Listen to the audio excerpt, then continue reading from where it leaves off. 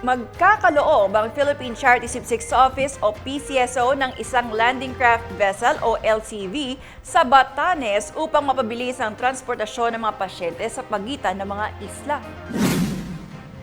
Ayon kay PCSO General Manager Melquiades Robles, ang LCV ay maituturing na isang mini Roro kung saan maaaring isakay ng direkta ang ambulansya. Sa ganitong paraan, hindi na kailangan ilipat-lipat ang pasyente at maaari silang magdala direkta mula sa pinanggalingan hanggang ospital lalo na sa panahon ng emergency. Layunin ng proyekto na tugunan ang hamon sa access sa serbisyong pangkalusugan sa mga malalayong lugar tulad ng mga isla ng Basco at Sabtang. Sa ganitong panahon, kaya minabuti po namin pumunta rito sapagkat alam po natin na mahirap ang buhay ngayon. Kaya all the more, mas kailangan natin magtulungan. Kahit na hiwalay tayo ng isla sa ating pagka-Pilipino, tayo po ay nagkakaisa. At makakaasa po kayo, kami po ay handang tumulong kung meron po kaming medical services, medical assistance. So, maliit na bagay po ito pero maganda pong simula.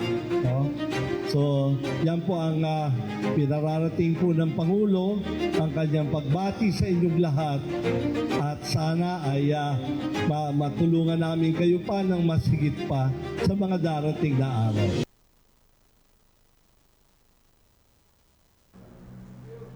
Inaasahang maide-deploy ang naturang sasakyang pandagat ngayong taon bilang bahagi ng mas pinalawak na programa ng PCSO para sa mga geographically isolated areas. Sa isang medical mission kamakailan sa Batanes na ipakita ang kahalagahan ng mabilis na patient transport lalo na para sa mga nangangailangan ng agarang gamutan. Malugod namang tinanggap ng mga lokal na opisyal ang inisyatiba na inaasahang magpapabuti sa serbisyong medikal sa lalawigan. May this visit further strengthen our shared mission of service, compassion, and care for every Isabtang. Once again, welcome, and may your visit be as meaningful and inspiring as the service you continue to render to our nation. Diyos mamahas, good morning, and have a blessed day.